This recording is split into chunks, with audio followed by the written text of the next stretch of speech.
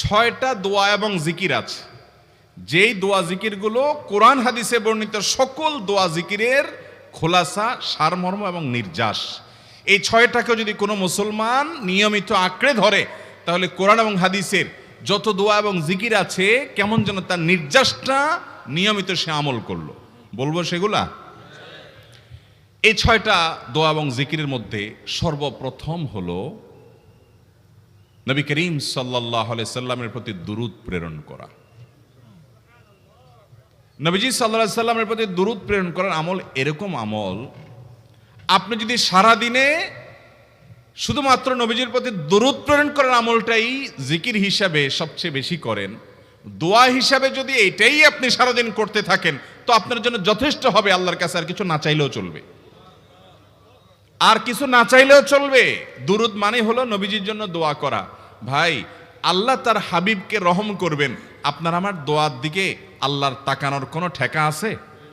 নবীজি কি আমাদের দোয়ার কোনো মুখাপেক্ষী?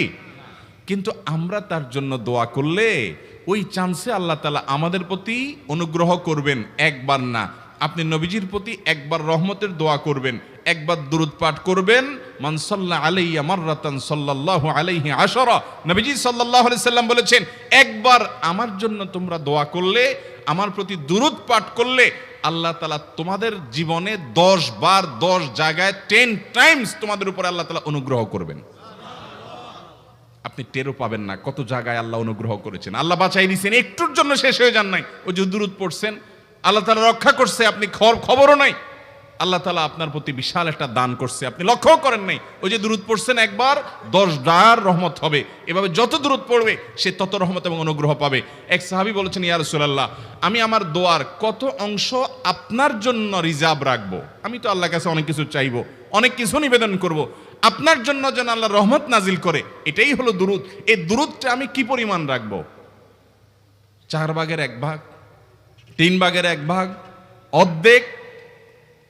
এরপরে সাহাবী বলছেন, আসলে যদি সবগুলোই করি, উনি এক একটা পার্সেন্টেজ বলছেন, আর নবী করিম সাল্লাল্লাহু আলাইহি সাল্লাম বলছেন যে, তাকে বোঝাচ্ছেন যে আরো বেশি করতে পারলে ভালো হয়।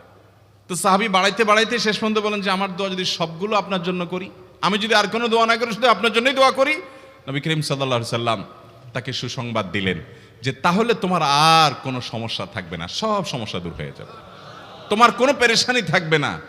ভাইরা আমার, দুরূদের আমল এমন একটা আমল যে আপনার জীবনে কোনো বিপদ, কোনো মুসিবত, কোনো পেরেশানি, কোনো সমস্যা দেখা দিয়েছে, আপনি যদি দুরূদ পড়তে থাকেন, কোনো কিছু মনে আসছে না, অনেক সময় ছাত্র জিজ্ঞেস করে, ভাই পরীক্ষার হলে পড়া ভুলে গেছি, কি করব? আমি কি? দুরূদ পড়া শুরু করেন। আরবদেরকে দেখা যায় কোনো কিছু ভুলে গেলে তারা বলে আল্লাহুম্মা সাল্লি আলা মুহাম্মদ, আল্লাহুম্মা সাল্লি আলা মুহাম্মদ, এটা শুরু করে তারা। কারণ নবী করিম সাল্লাল্লাহু আলাইহি সাল্লাম এর হাদিস থেকে স্পষ্টভাবে, একটি নয় বহু হাদিস থেকে প্রমাণিত, যে ব্যক্তি দুরূদটা নিয়মিত পাঠ করবে, সালাত আলা নবীটাকে যে ব্যক্তি আঁকড়ে ধরবে, সব সময় তার মুখ থেকে সালাত সালাত সালাম চলতে থাকে, এই ব্যক্তির সকল গুনাহ আল্লাহ মাফ করে দিবেন, সকল পেরেশানি আল্লাহ তাআলা মুক্ত করে দিবেন। ভাইরা আমার, দুরূদের আমলটা এত গুরুত্বপূর্ণ আমল, এটা আমরা করি এখন। অনেকে আছেন যে আনুষ্ঠানিকতা যখন থাকে দুরূদের, মিলাদের, তখন একটু সালাত আলা নবী যেভাবে করেন, আর বাকি অনেকে আছেন যেগুলো করারও কোনো খোঁজ খবর নাই। দুরূদ বেশি বেশি করে পাঠ করবো তো ইনশাআল্লাহ। সবচেয়ে শ্রেষ্ঠ দুরূদ, সবচেয়ে উত্তম দুরূদ হলো দুরূদ ইব্রাহিম, যেটা নামাজে পড়েন। আর সবচেয়ে সংক্ষিপ্ত দুরূদ হলো সাল্লাল্লাহু আলাইহি ওয়াসাল্লাম। এছাড়া নবীজির প্রতি দোয়ামূলক যে কোনো দুরূদই আল্লাহর কাছে গ্রহণযোগ্য হতে পারে, যদি দুরূদের অর্থের মধ্যে, কথা বলার মধ্যে খারাপ কিছু না থাকে। দুরূদের নামে অনেকগুলো দুরূদ প্রচলিত আছে বিভিন্ন বই পুস্তকে, অমুক দুরূদ পড়লে অমুক এত নেকি হয়, বা অমুক দুরূদ পড়লে এতবার পড়লে ওই বিপদ দূর হয়। এগুলো কোনো হাদিস নির্দেশিত না, এগুলো হয়তো কারো তাজরিবা, অভিজ্ঞতা নির্ভর। কিন্তু হাদিস নির্দেশিত দুরূদ হলো দুরূদ ইব্রাহিম, আর সবচেয়ে সংক্ষিপ্ত দুরূদ হলো সাল্লাল্লাহু আলাইহি সাল্লাম। অর্থের ভিতরে যদি খারাপ কিছু, শিরকের কিছু না থাকে, নবীকে আবার আল্লাহর পর্যায়ে পৌঁছানোর মতো গুমরাহি যদি না থাকে দুরূদের অর্থের মধ্যে, তাহলে যে কোনো দুরূদই আপনি আল্লাহর কাছে পেশ করতে পারেন। তাহলে 6টা দোয়া হলো কোরআন হাদিসের শত শত সহস্র দোয়ার নির্যাস এবং খোলাসা। তার 1 নম্বর হলো দুরূদের আমল।